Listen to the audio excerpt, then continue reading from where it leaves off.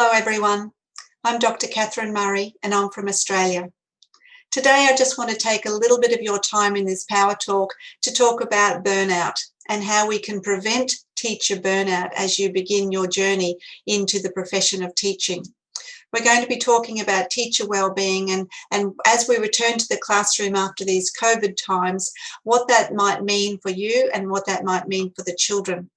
So I'm just going to move myself over there and we'll get started. Now, as teachers, we are nurturers. We always give.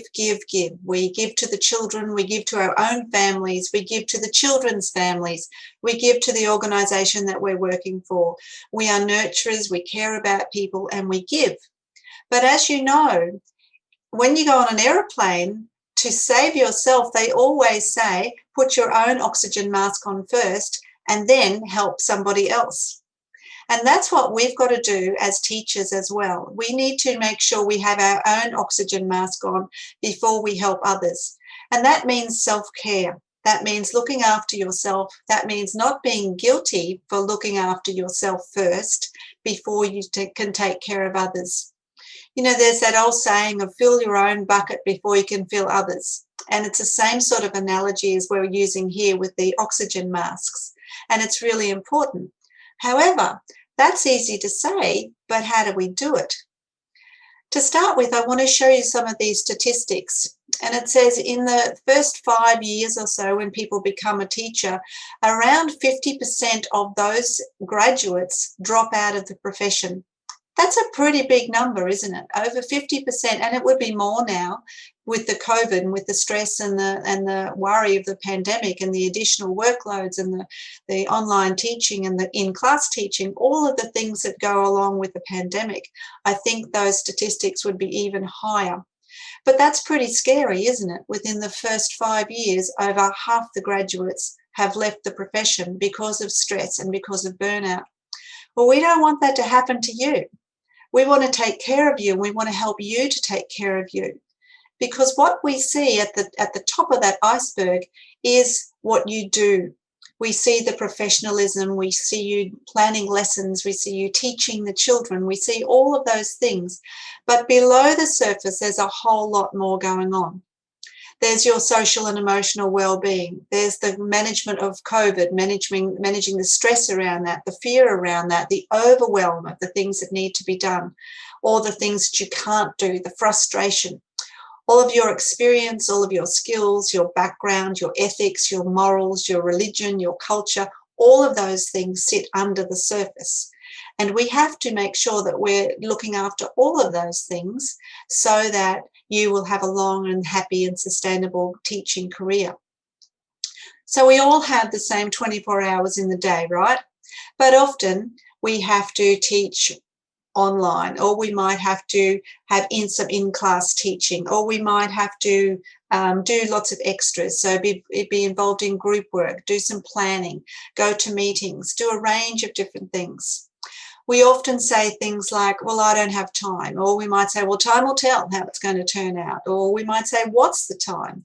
Or we might say, time flies. Sometimes time flies when you're having fun. And timed out. You've got no more time left. But we've all got that same 24 hours in the day. So if we actually split up that 24 hours into 8, 8, and 8, we've got 8 hours for sleep, 8 hours for recreation, so leisure, watching movies, going, for a walk, doing our exercise, doing things like that. We've got 8 hours to do that. And we've got 8 hours of work time. And we have to be mindful of keeping to those 8, 8, 8 so that we don't blur the boundaries and end up working 15 and only, relaxing for much less than that or sleeping less. So we try and break that up into the 8, 8, 8. Because we all have that same 24 hours to try and fit things in. So what do? We need to delegate sometimes. We need to reduce our stress and overwhelm. We need to not procrastinate. And that happens because we've got too many things that we're trying to do at once. It's hard to prioritize. It's hard to stay on track in what we're doing, one thing at a time. And we say yes way too much. And if we're saying yes way too much, we're not valuing those 8 hours that we need to have for our recreation and the other 8 hours for our sleep.